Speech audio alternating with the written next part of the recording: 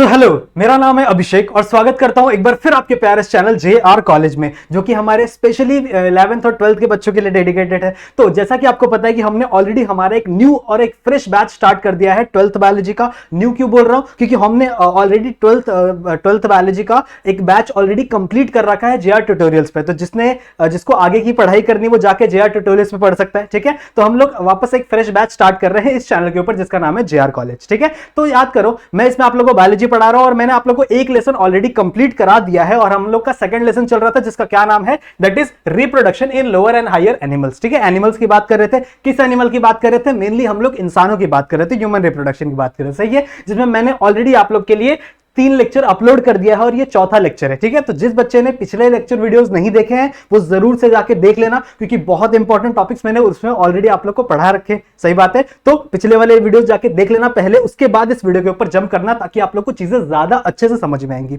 Okay, तो start करें आज का वीडियो। लेक्चर स्टार्ट करने से पहले आपको एक छोटी सी बात बताना चाहता हूं कि हमारा जो JR ट्यूटोरियल्स का एप्लीकेशन है उसे जरूर से डाउनलोड कर लेना है। ऐसा क्यों? क्योंकि उसके ऊपर आपको फ्री ऑफ कॉस्ट नोट्स मिलने वाले हैं। ठीक है, सारे सब्जेक्ट्स के चैप्टर वाइज आपको नोट्स मिलेंगे, वहां पे आपको क्वेश्चन पेपर मिलेंगे, वहां पे आपको प्रैक्टिस करने के लिए पिछले साल की भी और भी बहुत सारे क्वेश्चन पेपर सेट हम लोग डालने वाले, तो उसे जरूर से डाउनलोड कर लेना। ठीक है, एकदम फ्री ऑफ कॉस्ट एप्लीकेशन है, 12-13 MB की एप्लीकेशन है। ऑल तो अगर आपको मुझसे कनेक्ट होना है, मुझसे कोई डाउट पूछना है, तो आप डायरेक्टली आके मेरे इंस्टाग्राम पे मुझे मैसेज कर सकते हो। सही है, वहां पे आके आप लोग मुझे मैसेज कर सकते हो, कनेक्ट हो सकते हो। ठीक है, चलेगा, तो स्टार्ट करते हैं आज का चैप्टर। इस चैप्टर में जब मैंने स्टार्ट किया था तो मैंने आपको ओवरव्यू दिया था। ठीक है, मैंने आप लोगों को बताया था कि हम लोग इस चैप्टर में कैसे कैसे क्या क्या चीजें पढ़ने वाले हैं। तो ये एक नॉर्मल सा ओवरव्यू है, जिसमें मैंने आप लोगों को बताया था कि सबसे पहले हम लोग रिप्रोडक्शन के बारे में पढ़ेंगे कि रिप्रोडक्शन होता क्या है, कैसे करते हैं। ठीक है, फिर कितने टाइप्स के रिप्रोडक्शन होते हैं ये भी मैंने आप लोगों को बताया था, दैट इज एसेक्सुअल रिप्रोडक्शन और सेक्सुअल रिप्रोडक्शन। ठीक है, मैं फास्ट थोड़ा इसीलिए जा रहा हूं क्योंकि मैंने ऑलरेडी ये सब फर्स्ट सेकंड थर्ड लेक्चर में आपको बता रखा है, इसलिए मैं थोड़ा सा फास्ट जा रहा हूं। इसके बाद मैं स्लो हो जाऊंगा, टेंशन मत लो। तो एसेक्सुअल रिप्रोडक्शन में हम लोग ने 2 चीजें पढ़ी थी, एक था जिम्यूल फॉर्मेशन और एक था बडिंग। ठीक है, बडिंग किसके अंदर हो रही थी? दैट इज हाइड्रा के अंदर। अगर प्लांट का एग्जांपल दो तो ईस्ट के अंदर होगी, और एनिमल्स का एग्जांपल दो तो हाइड्रा के अंदर होगी। ठीक है, हमेशा क्वेश्चन में ये देखना कि एग्जांपल किसका पूछा गया है, किस लेसन से क्वेश्चन पूछा गया है। बडिंग अगर एनिमल से पूछा गया है, ठीक है, किसी एनिमल्स के थ्रू बडिंग आप समझाना है, तो वहां पे आपको हाइड्रा का एग्जांपल देना है, क्योंकि हाइड्रा एक एनिमल है। वहीं अगर प्लांट के बेसिस पे आपको समझाना है तो आपको ईस्ट का एग्जांपल देना है। क्लियर है, समझ में आई बात? उसके बाद एक और मैंने आप लोगों को समझाया था जिम्यूल फॉर्मेशन। जिम्यूल फॉर्मेशन किसके अंदर होती है? याद करो, स्पॉन्जेस के अंदर होती है। ठीक है, किंगडम एनिमेलिया का जो सबसे पहला फाइलम था, जिसको हम लोग बोलते थे फाइलम पॉरीफेरा, उसका जो एक मेंबर था यानी यूस्पॉन्जिया, उसके अंदर होती थी, दैट इज जिम्यूल फॉर्मेशन। तो वो हम लोग ने पढ़ा था एसेक्सुअल रिप्रोडक्शन में। ठीक है, उसके बाद हम लोग ने जंप किया सेक्सुअल रिप्रोडक्शन में। अब सेक्सुअल रिप्रोडक्शन में मेनली किसका सेक्सुअल रिप्रोडक्शन पढ़ रहे हैं हम लोग? इंसानों का, ह्यूमन बींग्स का। इसीलिए मैं इस प्यार से इस लेसन को बोलता हूं ह्यूमन रिप्रोडक्शन। ठीक है, इस लेसन का नाम मैं प्यार से ह्यूमन रिप्रोडक्शन रखा हूं।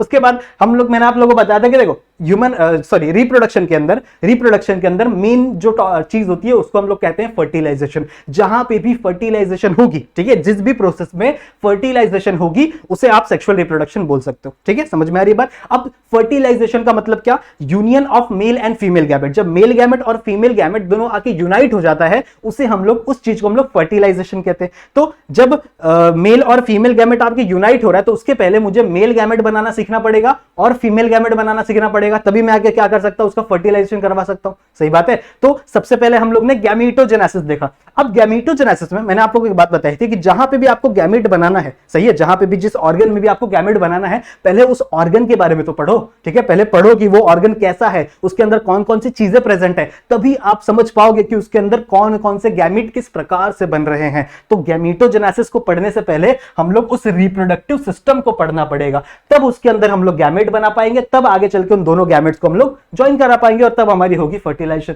तो सबसे पहले क्या पढ़ना पड़ेगा? रिप्रोडक्टिव सिस्टम पढ़ना पड़ेगा। सही है, अब 2 गैमेट्स होते हैं मेल और फीमेल के, तो 2 रिप्रोडक्टिव सिस्टम भी होंगे, एक मेल का और एक फीमेल का। जो मेल का रिप्रोडक्टिव सिस्टम है उससे मैंने लेक्चर नंबर 2 और लेक्चर नंबर 3 में ऑलरेडी खत्म कर रखा है, तो उसे जरूर से जाके देख लेना। ठीक है, आज हम लोग मेनली इस चैप्टर में इस लेक्चर में फोकस करेंगे फीमेल रिप्रोडक्टिव सिस्टम के बारे में। ठीक है, फीमेल रिप्रोडक्टिव सिस्टम आज का कॉन्टेक्स्ट है, आज का पूरा डिटेल एक्सप्लेनेशन, डिटेल डिस्कशन किसके ऊपर होने वाला है? फीमेल रिप्रोडक्टिव सिस्टम के ऊपर होने वाला है। उसके बाद नेक्स्ट लेक्चर्स में, आने वाले लेक्चर्स में हम लोग गैमेटोजेनेसिस सीखेंगे, यानी गैमीट का फॉर्मेशन करना सीखेंगे, और उसके बाद उन दोनों गैमेट्स को हम क्या करेंगे?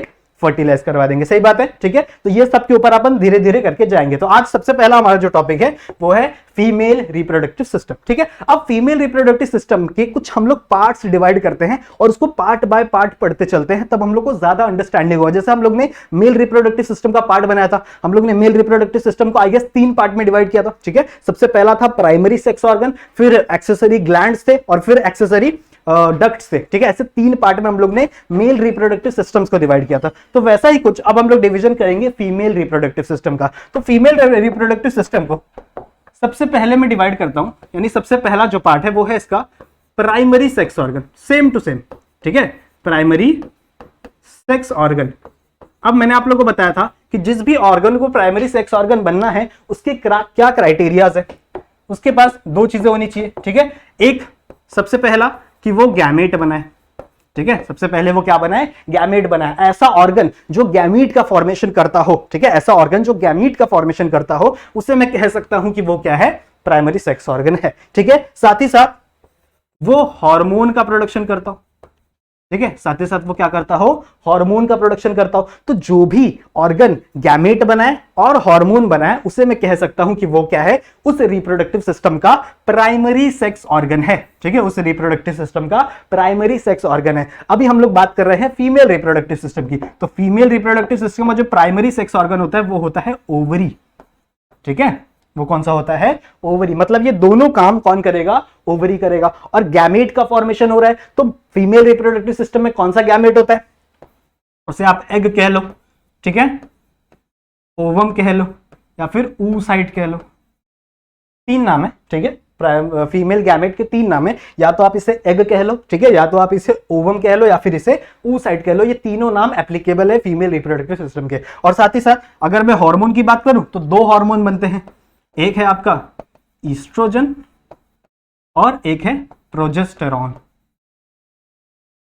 वैसे प्रोजेस्टेरॉन तो टेम्परेरी ऑर्गन है, ठीक है, टेम्परेरी हार्मोन है। ये सिर्फ प्रेगनेंसी के टाइम पे बनेगा, मैं बताऊंगा आप लोग को, ठीक है। लेकिन जो मेन हार्मोन है वो क्या है, ईस्ट्रोजन, फीमेल रिप्रोडक्टिव सिस्टम का। और ये दोनों फंक्शन कौन करता है, ओवरी, ठीक है। इस फीमेल रिप्रोडक्टिव सिस्टम में दोनों फंक्शन कौन कौन से, गैमेट बनाने का फंक्शन, साथ ही साथ हार्मोन्स को बनाने का फंक्शन, ये कौन करता है, ओवरी। इसीलिए हम इसे क्या कहते हैं, that is primary sex organ of female reproductive system. Clear है, ये समझ में आ गया। अब इसका दूसरा पार्ट क्या है, पहला पार्ट तो हमें समझ में आ गया। अब जो दूसरा पार्ट है वो है ओविडक्ट। ओविडक्ट, देखो नाम से ही इसका आपको मतलब समझ में आ जाएगा। डक्ट का मतलब मैंने आप लोगों को बताया था लास्ट वाले लेक्चर में। डक्ट का मतलब होता है रास्ता, जिन रास्तों से आपका गैमेट यहां से वहां घूमे उन रास्तों को हम लोग क्या कहते हैं, डक्ट, ठीक है। अभी डक्ट के आगे क्या लगा हुआ है, ओवी, ठीक है। ओवी का सिंपल सा मीनिंग होता है ओवम। मतलब आपका ओवम, आपका एग सेल जिन रास्तों से एक जगह से दूसरी जगह ट्रैवल करेगा, ठीक है, जिस रास्ते से एक जगह से दूसरी जगह ट्रैवल करेगा, जहां यहां वहां जाएगा, उस रास्ते को हम लोग क्या कहेंगे, ओविडक्ट, ठीक है। तो ये ओविडक्ट भी हम लोग को पढ़ना है। उसके बाद ओविडक्ट के बाद आता है यूट्रस, ठीक है। यूट्रस एक बड़ा सा कैविटी है जिसके अंदर बहुत सारे हम लोग बोल सकते हैं सेल्स, बहुत सारे टिश्यू के लेयर प्रेजेंट होते हैं। मैं बताऊंगा आप लोगों को, डायग्राम के साथ सिखाऊंगा, ठीक है। उसके बाद आता है अपना सर्विक्स, ठीक है, सर्विक्स के बारे में हम लोग पढ़ेंगे। फिर उसके बाद आता है अपना वजाइना। तो ये सारे पार्ट हो गए, ये सारे पार्ट हो गए अपने फीमेल रिप्रोडक्टिव सिस्टम के, ठीक है। इतनी बातें समझ में आ गई। इसके बाद 2 टॉपिक और है, 2 टॉपिक और है इसी के अंदर। एक है अपना that is external genitalia, external genitalia, ठीक है। और लास्ट है हमारा that is mammary gland, memory gland. समझ में आ रही है बात। तो इतने टॉपिक्स हम लोग को कवर करने हैं फीमेल रिप्रोडक्टिव सिस्टम में, ठीक है। इतने ऑर्गन्स के बारे में हम लोग को पढ़ना है फीमेल रिप्रोडक्टिव सिस्टम में। कौन कौन से, सबसे पहला मैंने आपको क्या बताया, that is primary sex organ, ठीक है। उसके बाद हम लोग को पढ़ना है ओविडक्ट के बारे में। उसके बाद हम लोग देखेंगे यूट्रस कहां पे, ठीक है, यूट्रस का स्ट्रक्चर देखेंगे, यूट्रस कहां पे। ये सब कुछ एकदम इजी है, ज्यादा टेंशन मत लो, सब कुछ एकदम इजीली आप लोगों को समझ में आ जाएगा। उसके बाद हम लोग देखेंगे सर्विक्स, ठीक है। सर्विक्स क्या होता है, कहां पे प्रेजेंट होता है। फिर उसके अंदर एक और स्ट्रक्चर आएगा सर्वाइकल कैनाल का, क्या होता है वो बताऊंगा आप लोगों को डायग्राम के थ्रू, ठीक है। और उसके बाद आता है अपना वजाइना, ठीक है। उसके बाद दो अलग स्ट्रक्चर है, एक है एक्सटर्नल जेनिटेलिया। अब एक्सटर्नल जेनिटेलिया का मतलब क्या है कि जो फीमेल रिप्रोडक्टिव सिस्टम है वो मेनली क्या होता है, बॉडी के इनसाइड प्रेजेंट होता है, ठीक है। हम लोग ने मेल में क्या देखा था कि जो मेल का जो एक्सटर्नल जेनिटेलिया था दैट इज पीनस और उसका स्क्रोटम, ये बॉडी के बाहर प्रेजेंट होता है। टेम्परेचर रेगुलेशन का ऐसे बहुत सारे इश्यूज थे ना, टेम्परेचर रेगुलेशन रेगुलेट करना है हम लोग को, इसलिए वो बॉडी के बाहर प्रेजेंट था। लेकिन इसके अंदर ऐसा सीन नहीं है, ठीक है। फीमेल रिप्रोडक्टिव सिस्टम में ऐसा कोई सीन नहीं है, ऐसा कोई टेम्परेचर का कोई सीन नहीं है। तो जितने भी पार्ट्स है वो सारे के सारे कहां प्रेजेंट होते हैं, बॉडी के अंदर प्रेजेंट होते हैं। तो फीमेल रिप्रोडक्टिव सिस्टम बाहर से कैसा दिखता है, ठीक है, बाहर से कौन कौन से पार्ट्स दिखते हैं, कौन कौन सी चीजें दिखती है, वो सब कुछ हम लोग पढ़ेंगे किसके अंदर, एक्सटर्नल जेनिटेलिया में। और लास्ट में एक और टॉपिक आता है जिसे हम लोग कहते हैं मैमेरी ग्लैंड, ठीक है। मैमेरी ग्लैंड जिन बच्चों ने 11th स्टैंडर्ड में किंगडम एनिमेलिया पढ़ा है उन बच्चों को पता है कि लास्ट में क्लास होती थी दैट इज मैमल्स की, ठीक है। मैमल्स की क्लास में हम लोग किसको रखते थे, किस बेसिस पे हम लोग उनको रखते थे, ताकि उनके पास मेमोरी ग्लैंड प्रेजेंट हो। जिनके पास भी मेमोरी ग्लैंड प्रेजेंट होता था, ठीक है, जिनके पास भी मेमोरी ग्लैंड प्रेजेंट होता था उसे हम लोग मैमल्स के अंदर रखते थे। मेमोरी ग्लैंड क्या है, memory gland is the milk producing organ, ठीक है, जिससे क्या करती है, जो मदर्स होती है वो नरिशमेंट देती है अपने न्यूबॉर्न बेबी को, सही है। तो वो भी एक टाइप का फीमेल रिप्रोडक्टिव सिस्टम ही है। तो इतने सारी इतने सारी चीजें हम लोग को कवर करने हैं अपने फीमेल रिप्रोडक्टिव वाले पार्ट में, सही है। तो इसका एक बार स्क्रीनशॉट जरूर से ले लेना, ठीक है। ये सब कुछ अपने बुक में ड्रॉ कर लेना, आप लोग को याद होना चाहिए इतनी सारी चीजें। समझ में आ गया? तो आ जाओ विद द डायग्राम हम लोग समझते हैं कि आखिरकार फीमेल रिप्रोडक्टिव सिस्टम होता क्या है और होता कैसा है, दिखता कैसा है, ठीक है। ये आपकी बुक का डायग्राम है, मैं आप लोग को बताऊंगा, इस पे भी हम लोग आएंगे। पहले मैं आप लोग को डायग्राम बना के दिखाता हूं कि आखिरकार स्ट्रक्चर होता कैसा है फीमेल रिप्रोडक्टिव सिस्टम का। तो सबसे पहला एक बड़ा सा स्ट्रक्चर होता है जिसे हम लोग कहते हैं यूट्रस, ठीक है। ऐसा एक बड़ा सा स्ट्रक्चर होता है जिसे हम लोग क्या कहते हैं, यूट्रस। इसको थोड़ा सा नीचे बना लेते हैं, तो थोड़ा सा, हाँ अभी ठीक है, ठीक है। तो ये एक बड़ा सा स्ट्रक्चर है जिसे हम लोग क्या कहते हैं, यूट्रस। और इस यूट्रस के नीचे यहां पे कुछ इस शेप का स्ट्रक्चर लगा रहता है, इसे हम लोग कहते हैं सर्विक्स। समझ में आ रही बात? ये आपका बड़ा सा स्ट्रक्चर है जिसे हम लोग क्या कह रहे हैं, यूट्रस। और इस यूट्रस के नीचे एक इस शेप का स्ट्रक्चर लगा हुआ है जिसे हम लोग क्या बोल रहे हैं, सर्विक्स, ठीक है। अब सर्विक्स के साइड में, ठीक है, सर्विक्स के साइड में यहां पे आपकी ओविडक्ट प्रेजेंट है, ठीक है। ओविडक्ट को ऐसे इमेजिन करो कि ये कोई आप लोग को ऑक्स दिख रहा है, ठीक है, ऑक्स समझते हो ना, लोमड़ी, और उसके आजू बाजू यहाँ पे उसकी सींग लगी हुई है। ऐसे ऑक्स की सींग होती नहीं है, आप लोग डियर इमेजिन कर लो, ठीक है। डियर की यहाँ छोटी छोटी सींग लगी हुई है। तो सींग कैसी होती है, ध्यान से देखो, पहले ये सींग थोड़ी सी पतली होती है, ठीक है। पहले ये सींग जो होती है वो थोड़ी सी क्या होती है, पतली होती है। और ये पतली होने के बाद आगे चल के ये थोड़ी सी ब्रॉड हो जाती है, सही है। आगे जाने के बाद ये सींग क्या हो जाएगी, थोड़ी सी ब्रॉड हो जाएगी। और उसके बाद यहाँ पे ऐसा टर्न आ जाता है कोन शेप का, ठीक है। ऐसे कोन शेप का यहाँ पे क्या आ गया है, टर्न आ गया है। और यहाँ पे ऐसे फिंगर लाइक स्ट्रक्चर प्रेजेंट है। तो this is the structure of your oviduct, ठीक है। ऐसे इमेजिन करना है आप लोग को। सबसे पहला क्या है, सबसे पहला एक पतला सा रीजन है, ठीक है। जब आपका ओविडक्ट स्टार्ट हो रहा था तो वहां पे एक पतला सा रीजन था। ये पतला सा रीजन आगे चल के थोड़ा सा ब्रॉड हुआ, ठीक है, थोड़ा सा ब्रॉड हुआ। फिर उस ब्रॉड होने के बाद ये जो रीजन है ये ब्रॉड होने के बाद आगे चल के ये टिल्ट हो गया और झुक गया एक कोन शेप में, दिख रहा है, ये कैसा कोन शेप है। उसके बाद ये कोन शेप आगे चल के यहाँ पे एक फिंगर लाइक प्रोजेक्शन बन जाता है। ये आपका पूरा स्ट्रक्चर है किसका, ओविडक्ट का, सही बात है। और इस ओविडक्ट के नीचे एक आलमंड शेप का, ठीक है, आलमंड शेप समझते हो ना, बादाम, उस शेप का एक ऑर्गन लगा हुआ है जिसे हम लोग क्या कहते हैं, हमारा ओवरी। समझ में आई बात? ठीक है। तो अभी थोड़ा सा नेमिंग कर ले। नेमिंग में क्या था, सबसे पहले मैंने ये बताया था, this is the uterus, okay, this is the uterus, ठीक है। ये वाला जो स्ट्रक्चर था ये क्या, it is the cervix, okay, ठीक है। ये जो है इट इज द ओविडक्ट। कहां से कहां तक, ये पूरा यहां से लेके यहां तक, ठीक है, यहां से लेके यहां तक ये पूरा क्या है, ओविडक्ट है। मतलब ये जो आपका ओवम है ये यहां से यहां तक ट्रैवल करने वाला है, इसीलिए उसे ओविडक्ट कहा जाता है। अब इस ओविडक्ट को ही हम लोग फैलोपियन ट्यूब भी कहते हैं, ठीक है। ओविडक्ट को ही फैलोपियन ट्यूब भी कहा जाता है। तो अगर एग्जाम में फैलोपियन ट्यूब नाम का क्वेश्चन आता है, ठीक है, तो डरना बिल्कुल भी नहीं है, दोनों का मीनिंग सेम टू सेम है। ओविडक्ट का मतलब भी सही में सेम है और फैलोपियन ट्यूब का मतलब भी सेम है। इसकी लेंथ दी हुई है आपकी बुक में, तो जरूर से याद रखना, 10 to 12 सेंटीमीटर इसकी लेंथ होती है, ठीक है। इसे भी याद रखना, एमसीक्यू के लिए पूछा जा सकता है। तो 10 से 12 सेंटीमीटर में इसकी लेंथ होती है, समझ में आ गई बात। और इसके नीचे यहाँ पे रखा हुआ था एक छोटा सा ऑर्गन जिसे हम लोग क्या कह रहे हैं, ओवरी। अब यही ओवरी क्या था, हमारा प्राइमरी सेक्स ऑर्गन। क्यों इसे मैंने प्राइमरी सेक्स ऑर्गन बोला था, क्यों, क्योंकि यही आगे चल के हार्मोन का प्रोडक्शन भी करेगा और गैमीट का प्रोडक्शन भी करेगा। सही है। और कौन सा गैमीट, हमारा ओवम, ठीक है, ओवम कह लो, एग कह लो, या फिर oocyte कह लो। और कौन सा हार्मोन, या फिर आपका ईस्ट्रोजन या फिर प्रोजेस्टेरोन, ये दो हार्मोन यहाँ पे सिक्रेट करने वाला आपका ओवरी। ठीक है। ऑब्वियसली ये जो ओवरी आपका, ये ऐसे हवा में तो तैर नहीं रहे, ठीक है, ये कनेक्टेड है कुछ लिगामेंट से, इस यूट्रस से कुछ लिगामेंट्स के थ्रू ये क्या होता है, कनेक्टेड रहता है। सही बात है। तो यहां पे मैंने एक स्ट्रक्चर बना दिया, सेम टू सेम स्ट्रक्चर इस साइड भी होगा, सेम टू सेम स्ट्रक्चर इस साइड भी होगा। तो यहां पे भी पहला जो अपना ओविडक्ट होगा वो थोड़ा सा पतला होगा, फिर ये आगे चल के थोड़ा सा ब्रॉड हो जाता है, और ये फिर आगे चल के ऐसे एक फनल शेप स्ट्रक्चर बना लेते हैं, और यहाँ पे फिंगर लाइक स्ट्रक्चर। सही है। और इसके नीचे क्या प्रेजेंट होगा, अपना ओवरी। समझ में आई बात, ठीक है, यहाँ समझ में आई बात। ये ओवरी थोड़ा सा छोटा बन गया क्योंकि यहाँ पे जगह नहीं थी, कोई बात नहीं, चलेगा। और इसके नीचे यहाँ पे एक बड़ी सी ट्यूब प्रेजेंट है, यहाँ पे एक बड़ी सी ट्यूब प्रेजेंट है जिसे हम लोग क्या कहते हैं, वेजाइना।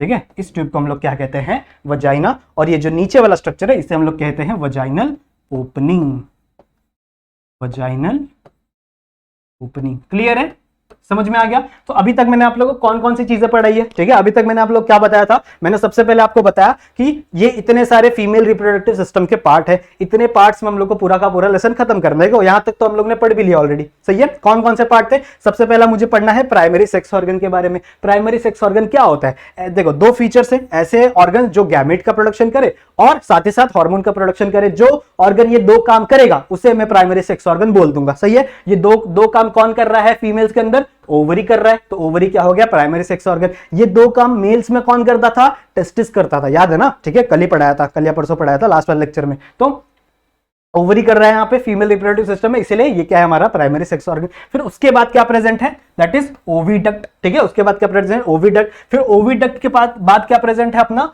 यूट्रस, और यूट्रस के बाद सर्विक्स, सर्विक्स के बाद वजाइना। देखो यही ऑर्डर होना चाहिए, यही ऑर्डर होना चाहिए आपका स्टडी में भी। जब आपका ओवम रिलीज होता है, आपका ओवम कहां से रिलीज होगा, इस ओवरी से रिलीज होगा, तो वो यही पाथ फॉलो करता है जिस पाथ में मैंने आपको बताया। सबसे पहले वो ओवरी से निकलेगा इस ओविडक्ट में, फिर ये ओविडक्ट से जाएगा कहां पे, इस यूट्रस में, फिर ये यूट्रस से जाएगा सर्विक्स पे, सर्विक्स से वजाइना में। समझ में आ रही बात। तो ये ऑर्डर आपको याद होना बहुत ज्यादा जरूरी है। समझ में आई बात, ठीक है। सबसे पहला क्या, आपका प्राइमरी सेक्स ऑर्गन यानी ओवरी, ठीक है। फिर इस ओवरी से कहां जाएगा, ओविडक्ट में, ओविडक्ट से यूट्रस, यूट्रस से सर्विक्स, सर्विस से वजाइना। ठीक है। ये पूरा का पूरा क्या है, एक ट्यूब है, इसको भी हम लोग एक्सेसरी ट्यूब कह सकते हैं, जैसे हम लोग ने मेल में कहा था। सही बात है। इतनी बातें आई होप आप लोगों को समझ में आ गई, ठीक है, इतनी बातें आई होप आप लोगों को समझ में आ गई होगी। अब देखो ध्यान से सुनो, इस यूट्रस के अंदर कुछ कवरिंग्स प्रेजेंट होती है, ठीक है, इस यूट्रस के अंदर कुछ कवरिंग प्रेजेंट होती है। ध्यान से सुनेंगे, जो सबसे नीचे वाली कवरिंग है, ठीक है, जो सबसे यहां पे दिख रहे हैं, जो सबसे नीचे वाली कवरिंग है, इसे हम लोग कहते हैं पेरीमेट्रियम। ध्यान से सुनेंगे, जो सबसे नीचे वाली कवरिंग है इसे हम लोग कहते हैं पेरीमेट्रियम। इसको कैसे याद रखेंगे, इसको हम लोग याद रखेंगे परे से, ठीक है। जो परे है मतलब जो दूर है वो क्या है, अपना पेरीमेट्रियम। जो दूर दूर प्रेजेंट है, साइड साइड में प्रेजेंट है, एकदम एज पे प्रेजेंट है, वो क्या है, अपना पेरीमेट्रियम। सही बात है। अब पेरीमेट्रियम किससे बना हुआ है, पेरीमेट्रियम बना है कनेक्टिव टिश्यू से। किससे बना है, कनेक्टिव टिश्यू से, ठीक है। कनेक्टिव टिश्यू मतलब क्या होता है, जो एक जगह से दूसरी चीजों को कनेक्ट करता है, एक चीजों को दूसरी चीजों से कनेक्ट करता है। ऐसे टिश्यूज को हम लोग क्या बोलते हैं, कनेक्टिव टिश्यू। जैसे हमारा blood is a type of a connective tissue, जो ब्लड क्या कर रहा है, बॉडी के हर पार्ट को कनेक्ट कर रहा है। सही है। लिगामेंट्स होते हैं, टेंडन्स होते हैं, ये सारी की चीजें क्या है, कनेक्टिव टिश्यू एक टाइप की। सही है। So this perimetrium is also a connective tissue. उसके बाद इस पेरीमेट्रियम के अंदर, ठीक है, इस पेरीमेट्रियम के अंदर एक बहुत ही मोटी सी कवरिंग लगी हुई है। दूसरे कलर से बना देता हूं, दिखेगा आप लोग, इसको मिटा देते हैं, ठीक है। तो इसके अंदर एक बहुत ही मोटी सी कवरिंग लगी हुई है, किसके अंदर, पेरीमेट्रियम के अंदर, ठीक है। पेरीमेट्रियम के अंदर एक बहुत ही मोटी सी कवरिंग तीनों साइड लगी हुई होती है, मैंने एक ही साइड बनाया, बट तीनों साइड यहां पे एक बहुत ही थिक सी कवरिंग लगी हुई होती है, किसके, पेरीमेट्रियम के अंदर। इस कवरिंग को हम लोग कहते हैं मायोमेट्रियम। अब कहां पे लिखे, बहुत ज्यादा कंजेस्टेड हो गया ना, यहां पे लिख देते हैं, इसे हम कहते हैं मायोमेट्रियम। ठीक है, समझ में आ जाएगा, लिख लोगे, चलो कोई बात नहीं। तो इस वाली कवरिंग को, जो बहुत ही थिक सी कवरिंग है, कहां प्रेजेंट है? ये पेरीमेट्रियम के अंदर साइड प्रेजेंट है। इस कवरिंग को हम लोग कहते हैं मायोमेट्रियम। और ये किसकी बनी हुई है? स्मूथ मसल की। ठीक है, ये किसकी बनी हुई है? स्मूथ मसल की। मैंने आप लोग को लास्ट लेक्चर में भी बताया था कि मेनली हमारी बॉडी के अंदर दो मसल सेल्स होती हैं, एक आपका स्केलेटल मसल और एक आपका स्मूथ मसल। सही है, जो स्मूथ मसल है वो ऐसी मसल्स होती है जिसे आप कंट्रोल नहीं कर सकते अपनी विल के अकॉर्डिंग। जैसे हमारा स्टमक है, ठीक है, क्या आप अपने स्टमक की डाइजेशन खुद कंट्रोल कर सकते हैं? ठीक है, क्या आप सोचते हैं कि आज मैं बहुत डाइजेशन करवा दूंगा? ऐसा कर सकते हैं? बिल्कुल भी नहीं। मतलब वो आप अपने विल के अकॉर्डिंग कंट्रोल नहीं कर सकते। तो ऐसी मसल्स जिन्हें आप अपनी विल के अकॉर्डिंग जरा भी कंट्रोल ना कर पाए, ऐसी मसल्स को हम लोग स्मूथ मसल बोलते हैं। और जिन्हें आप खुद से कंट्रोल कर सके, जैसे हमारे यहां पे मसल्स लगी होती है, बाइसेप्स में जो मसल्स लगी होती है, उन्हें आप खुद से कंट्रोल कर पाते हो ना, तो ऐसे मसल्स को हम लोग स्केलेटल मसल बोलते हैं। सही है, दो मसल्स क्लियर हो गए। एक और मसल होती है लेकिन वो भी हम लोग को नहीं पढ़ना है, वो बाद में पढ़ना है। तो ये जो मायोमेट्रियम है, ठीक है, जो मायोमेट्रियम, ये क्या है? एक टाइप की स्मूथ मसल है और ये हेल्प करेगी कॉन्ट्रैक्शन करने में। कब कॉन्ट्रैक्शन करने में? जब इसका पास्चुराइजेशन शुरू होगा। ठीक है, पास्चुराइजेशन को हम लोग नॉर्मल शब्दों में हम लोग कहे तो डिलीवरी। ठीक है, जब भी एक बेबी की डिलीवरी होती है तो उस टाइम पे ये जो मोटी सी लेयर होती है ना, ये कॉन्ट्रैक्ट करती है, बहुत जोर से कॉन्ट्रैक्ट करती है, जिसकी वजह से जो बेबी है वो यहां से आउट हो पाता है। समझ में आ रही बात? ये हम लोग पढ़ेंगे, पूरे लेसन में हम लोग को पढ़ना ही है ये। उसके बाद इसके अंदर, ठीक है, इस मायोमेट्रियम के अंदर एक और कवरिंग प्रेजेंट होती है जो कि बहुत इंपॉर्टेंट कवरिंग है यहां पे, जो कि बहुत इंपॉर्टेंट कवरिंग है एक फीमेल के लिए। क्योंकि अगर उस फीमेल के अंदर ये कवरिंग ना होती तो उस फीमेल को मेंस्ट्रुअल साइकिल नहीं आता। समझ रहे हो? इस कवरिंग को हम लोग कहते हैं एंडोमेट्रियम। और ये सिर्फ किससे बने हुए हैं? ब्लड वेसल से बने हुए। ठीक है, ये सारी की सारी कवरिंग किससे बनी है? ब्लड वेसल्स से। ठीक है, तो ये वाला स्ट्रक्चर में मिटा दूं, आई गेस ये वाला मिटा देते, ये वाला मिटा देते हैं, थोड़ा सा स्पेस मिल जाएगा लिखने के लिए। ठीक है, इसको नोट डाउन कर लिया होगा आई होप आप लोग ने। तो ये वाली जो कवरिंग है, ये अंदर वाली कवरिंग है, इसे हम लोग कहते हैं दैट इज एंडोमेट्रियम। ठीक है, इसे हम लोग क्या कह रहे हैं यहाँ पे? एंडोमेट्रियम। और ये जो कवरिंग है ये किसकी बनी हुई है? मेनली ब्लड वेसल्स की।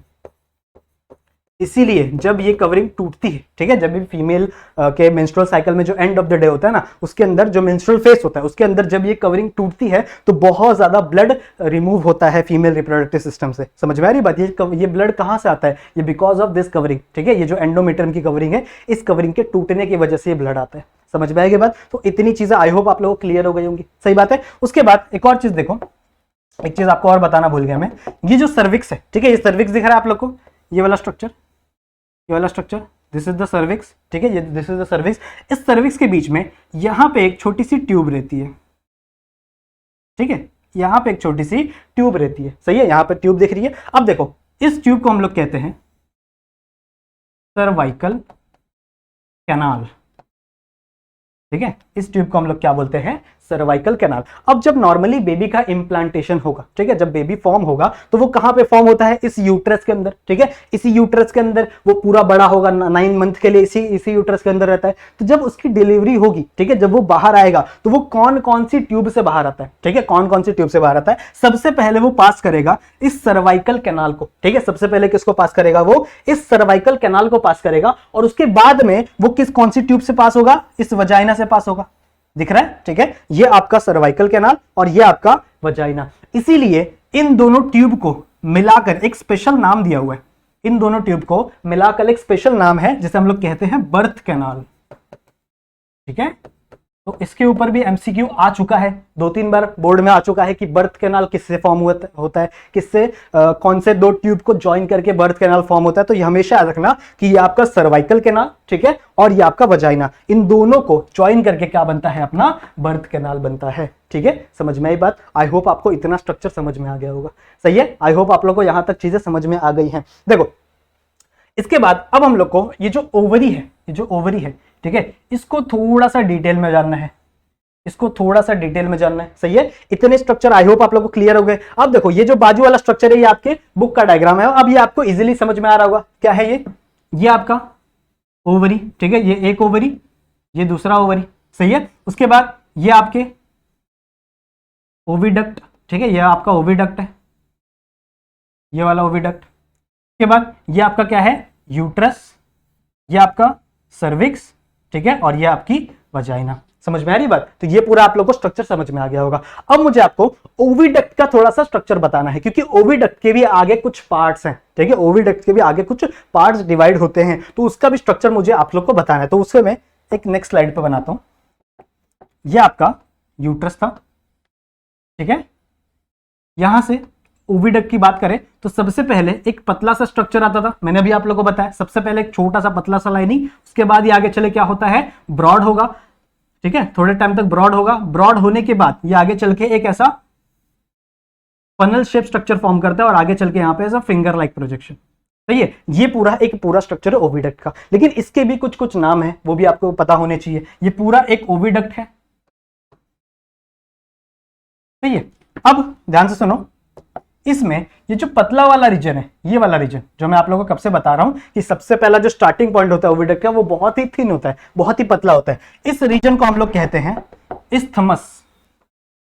क्या कहते हैं इसे हम लोग, इस्थमस, ठीक है। इस्थमस कौन सा रीजन है, जो सबसे पतला सा रीजन है, जो एकदम चिपटा सा रीजन है, जो स्टार्टिंग में लगा हुआ है, किससे कनेक्टेड है, जो यूट्रस से कनेक्टेड है। इस वाले पोजीशन को हम लोग क्या कहते हैं, इस्थमस। क्लियर है। उसके बाद ये स्वॉलो सा रीजन है, जो बड़ा सा रीजन है, इसे हम लोग कहते हैं ampulla. What we call this as a ampulla. देखो बायोलॉजी में जितने भी स्वॉलो से रीजन होते हैं जनरली उनको एम्प्यूला ही कहा जाता है। ऐसे बहुत जगह आपको मिलेगी जहां पे एम्प्यूला वर्ड का यूज किया जाएगा। ऐसे बहुत सारे वर्ड्स होते हैं एक्चुअली जो कॉमन होते हैं बहुत सारी चीजों के लिए, ठीक है। तो ये भी एक वर्ड है एम्प्यूला। समझ में आ गई बात, ठीक है। आप लोग ने ज्योग्राफी में पढ़ा होगा एम्प्यूलर रीजन, मतलब जो बहुत ही ब्रॉड वाला एरिया होता है उसे एम्प्यूलर रीजन बोलते हैं। ज्योग्राफी में पढ़ा होगा बचपन में आप लोग ने, सही है। उसके बाद ये जो फनल स्टेज आगे चल के टर्न ले रहा है और उसके बाद यहां पे एक ऐसा फनल शेप स्ट्रक्चर फॉर्म कर रहा है, दिख रहा है, ऐसा फनल शेप स्ट्रक्चर फॉर्म कर रहा है। इसे हम लोग कहते हैं दैट इज इनफंडिबुलम। इनफंडिब्यूलम, समझ में आई बात, ठीक है। इसे हम लोग क्या बोल रहे हैं, इनफंडिब्यूलम। और उसके बाद लास्ट में हमारा ये जो फिंगर लाइक प्रोजेक्शन है, ये जो फिंगर लाइक प्रोजेक्शन है, इसे हम लोग कहते हैं हमारा फिम्ब्रे। सिंपल है, इसका तो नाम सिंपल है एकदम, फिंगर लाइक प्रोजेक्शन फिम्ब्रे। समझ में आई बात, ठीक है। Finger like projection fimbriae. Clear है, इतना समझ में आ गया। सो सबसे पहला जो सबसे छोटा वाला पोजीशन था उसे मैंने क्या बोला था, दैट इज इस्थमस। उसके बाद ये जो ब्रॉड वाला रीजन था इसका नाम क्या है, एम्प्यूला। उसके बाद ये जो कोन वाला रीजन है, दिख रहा है, ये जो ये वाला रीजन है जो टर्न हो गया, इसे हम लोग क्या बोल रहे हैं, इनफंडिबुलम। और लास्ट वाला हमारा क्या है, फिम्ब्रे। अब इसी फिम्ब्रे के नीचे मैंने आप लोग को जैसे बताया था, इसी फिम्ब्रे के नीचे क्या लगा हुआ रहता है हमारा, एक आलमंड शेप स्ट्रक्चर, जिसे मैंने क्या बोला था, ओवरी, ठीक है। ओवरी लगा हुआ रहता है और ये कुछ लिगामेंट्स है यहां से कनेक्टेड होता है, यहां से भी कुछ ऐसे लिगामेंट्स के थ्रू कनेक्टेड होगा, ठीक है। हवा में नहीं तैर रहा है ये ओवरी, कुछ लिगामेंट्स के थ्रू जरूरी क्या होगा, यहां से कनेक्टेड होगा। सही बात है। अब देखो, जब यहां से फीमेल गैमेट रिलीज होगा, ठीक है, जब यहां से क्या होगा, फीमेल गैमेट रिलीज होगा, तो उस टाइम पे जो फिम्ब्रे होता है ना, ये इसी ताक में बैठा रहता है कि कब यहां से फीमेल गैमेट रिलीज हो। ये ओवरी के ऊपर ना ऐसे ऐसे हाथ फिराता रहता है, ऐसे इमेजिन करो, ये ओवरी के ऊपर ऐसे हाथ फिराता रहता है और जैसे ही यहां से जो अपना एग सेल है वो रिलीज होता है, इस रिलीज की प्रोसेस को हम लोग ओवैल्यूएशन कहते हैं, वो हम लोग पढ़ेंगे आगे चल के। तो जैसे ही ओवम आपका रिलीज हुआ, ये फिम्ब्रे फटाक से क्या कर लेगा, उसको कैच कर लेगा, ठीक है। और इसको कैच करके कहां भेज देगा, इसको फटाक से भेज देगा इस एम्प्यूला वाले रीजन में। कहां भेज देगा, इस एम्प्यूला वाले रीजन में। और इसी एम्प्यूला वाले रीजन में जो फीमेल गैमेट है और जो मेल गैमेट है वो आके फर्टिलाइज करेंगे, ठीक है। तो फर्टिलाइजेशन की साइट कौन सी हो गई, ये एम्प्यूला। समझ में आई बात, मतलब आपका जो स्पर्म है वो यहां से एंटर होगा, ठीक है, वजाइना से एंटर होगा और वैसे ट्रैवल करते करते करते करते कहां तक पहुंचेगा, इस एम्प्यूला तक पहुंचेगा। सही है। और आपका जो ओवरी से जो आपका ओवम निकला है वो भी यहां से निकल कहां तक पहुंचेगा, आपके एम्प्यूला तक पहुंचेगा। और इस एम्प्यूला वाले रीजन में क्या होता है, फर्टिलाइजेशन, ठीक है। इस एम्प्यूला वाले रीजन में फर्टिलाइजेशन टेक प्लेस होती है। सही बात है। अब एक और बात है कि आपका जो मेल रिप्रोडक्टिव ये है गैमेट है, वो तो मोटाइल है, ठीक है, मतलब वो खुद से मूव कर सकता है, उसके पूंछ में से पंखा लगा होता है, ऐसा इमेजिन करो, ऐसे घूमता रहता आगे आगे। लेकिन जो आपका फीमेल रिप्रोडक्टिव सिस्टम है, सॉरी, जो फीमेल रिप्रोडक्टिव गैमेट है वो मोटाइल नहीं होता, ठीक है, वो नॉन मोटाइल है। हमेशा याद रखो, वो नॉन मोटाइल है। अब नॉन मोटाइल है तो वो खुद से मूव नहीं कर पाएगा। तो भैया जब वो खुद से मूव नहीं कर सकता तो वो इस जगह से इस जगह कैसे टेलीपोर्ट हुआ? ठीक है, क्या उससे कोई रिक्शा आई थी लेने के लिए, क्या उससे कोई बस आई थी लेने के लिए? ये कैसे इस जगह से इस जगह टेलीपोर्ट हुआ? ठीक है, तो इसके पीछे भी चीजें हैं। यहां पे इसकी लाइनिंग पे, ये जो स्ट्रक्चर दिख रहा है ना, इसकी लाइनिंग पे एक टिश्यू लगा हुआ रहता है, जो हम लोग ने बचपन से पढ़ा हुआ है, 9th स्टैंडर्ड में आप लोग ने पढ़ा होगा, एक टिश्यू। ठीक है, इस टिश्यू का नाम है that is squamous ciliated epithelial tissue, epithelial tissue. ठीक है, सिलिएटेड, या फिर आप डायरेक्टली इसको सिलिएटेड एपिथेलियल टिश्यू भी बोल सकते हो। सिलिएटेड मतलब क्या? मतलब आपका एक नॉर्मल सा स्क्वामस सेल होगा, ठीक है, और इसके ऊपर एक ऐसा सिलिया लगा होगा। सिलिया मतलब क्या लगा रहता है? एक फाइबर लगा रहता है जो ऐसे ऐसे खुद को मूव करता रहता है। इमेजिन करो एक फाइबर है, एक धागा ऐसा इमेजिन करो, और वो खुद को ऐसे मूव कर रहा है। ठीक है, इस पोर्शन को हम लोग सिलिया बोलते हैं। समझ में आ रही बात? अब ये सिलिया खुद ऐसे मूव करता रहता है, और यही सिलिया रीजन बनता है इसके टेलीपोर्टेशन का। ठीक है, जैसे ये आपका ओवम है तो ये इसको ऐसे ऐसे धक्का मारते जाएगा, धक्का मारते जाएगा, और ये आगे चले क्या होगा, यहां से टेलीपोर्ट होते होते कहां पहुंच जाएगा?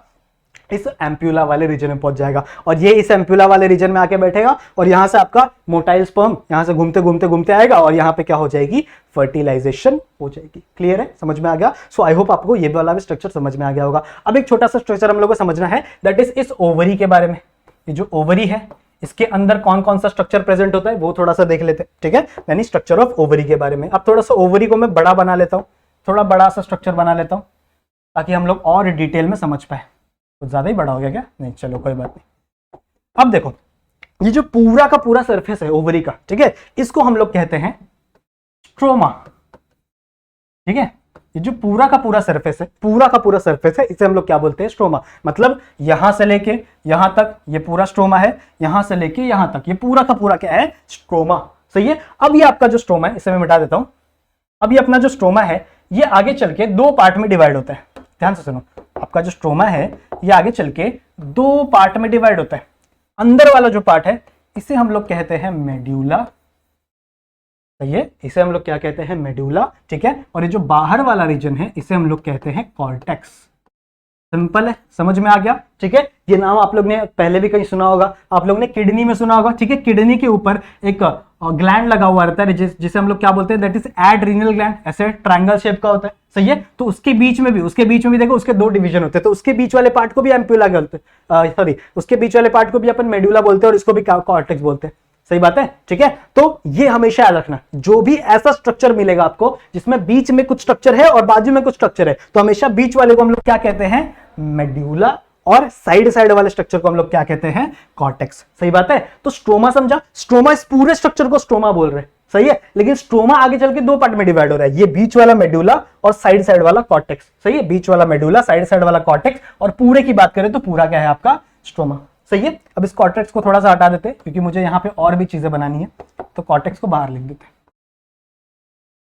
समझ में आ गया कॉर्टेक्स और स्ट्रोमा में क्या डिफरेंस है? समझ में आ गया? ये पूरा स्ट्रोमा है। अब देखो, मेनली इस मेड्यूला के अंदर ज्यादा कुछ नहीं होता। इस मेड्यूला के अंदर क्या होती है? सिर्फ और सिर्फ ऐसे ब्लड वेसल्स आई रहती है।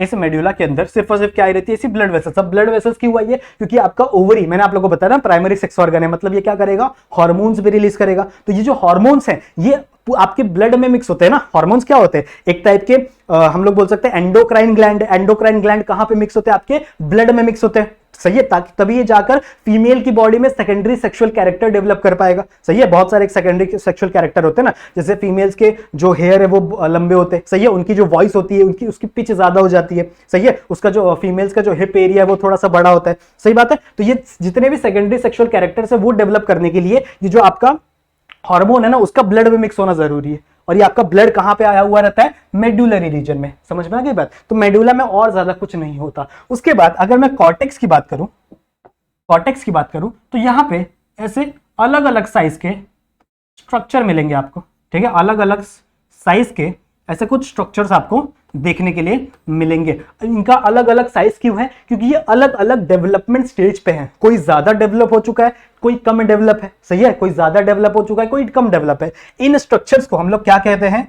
इन्हें हम लोग कहते हैं ovarian follicle. What we call call this structure as a ovarian follicle.